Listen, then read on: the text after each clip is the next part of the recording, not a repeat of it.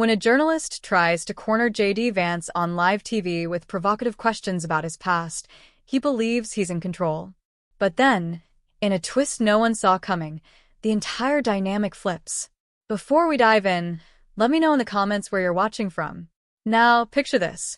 The studio lights blaze on one of America's most watched talk shows. The atmosphere crackles with anticipation as J.D. Vance, the newly inaugurated vice president, steps onto the set, fresh from taking his oath of office. He carries himself with the quiet confidence of a man who has nothing to hide, but everything to prove. Yet, Marcus Bennett, the show's host, has something else in mind. Known for his sharp tongue and left-leaning stance, Bennett has spent weeks preparing for this moment.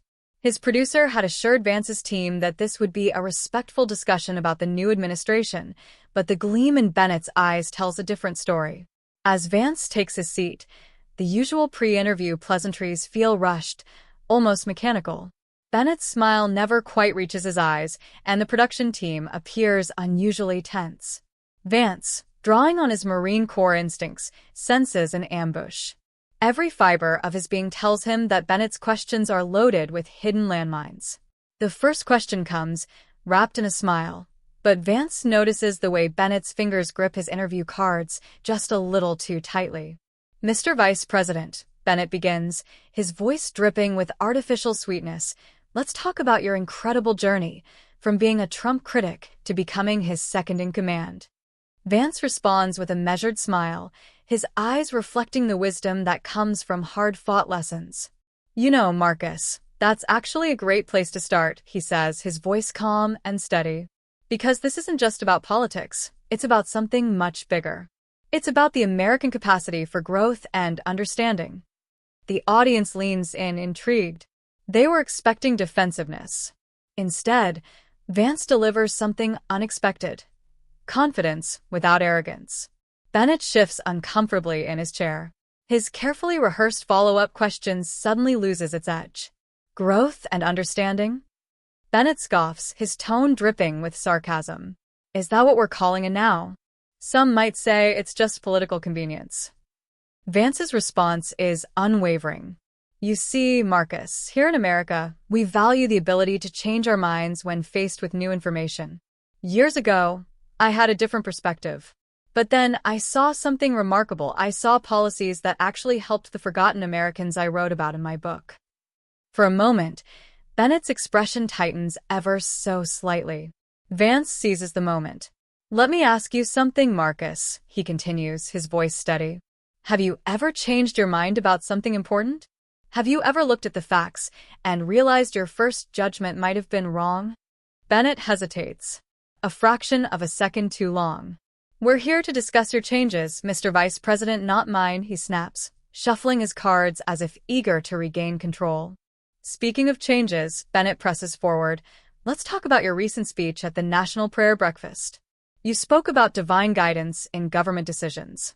Don't you think that's a dangerous mix of church and state?" The tension in the room spikes. Bennett has just stepped on sacred ground, and Vance knows it. The spark in his eyes shows he's been waiting for this moment. Divine guidance? Vance leans forward, his voice carrying quiet conviction. "What I actually said, Marcus, is that our founding fathers understood the importance of moral guidance in leadership. They weren't afraid of faith, they were afraid of tyranny." A ripple of "Amen" echoes through the crowd. Bennett's jaw tightens.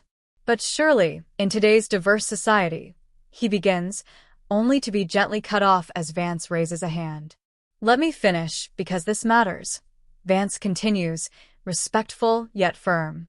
"When I took my oath of office, I placed my hand on the Bible, just as leaders have done throughout our nation's history.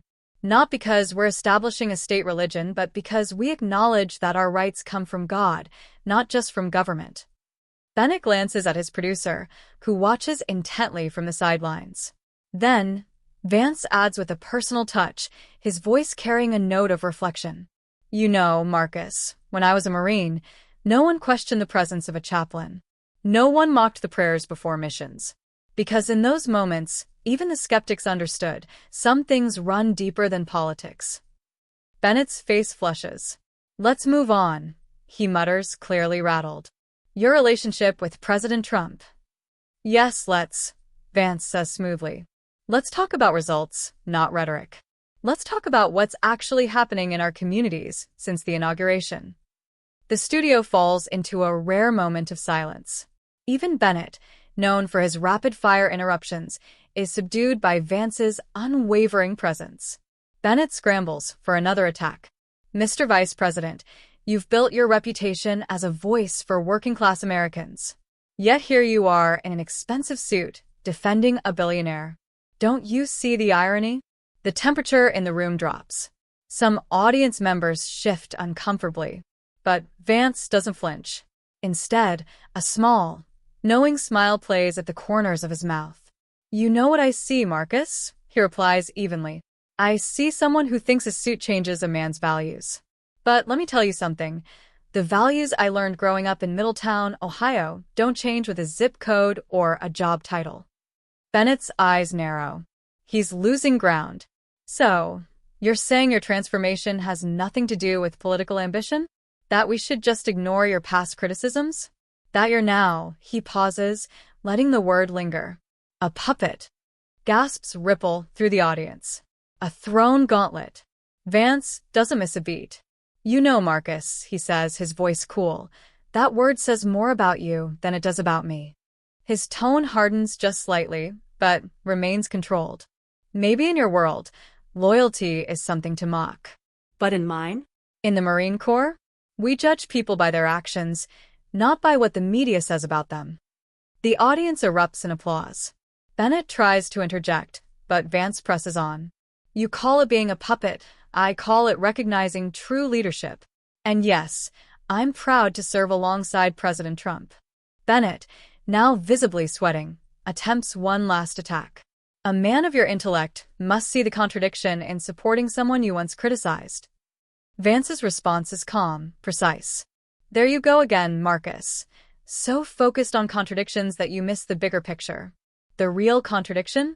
Ignoring what I've seen with my own eyes just to please critics like you. Thunderous applause. Even some crew members nod in agreement.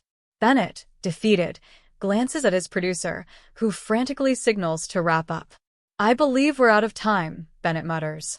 Yes, I believe we are, Vance replies, standing tall. The audience rises in a standing ovation. Bennett sits in stunned silence, his carefully planned ambush reduced to nothing. And that, my friends, proves one thing. Sometimes the best response to arrogance is dignity, and the strongest answer to bias is truth.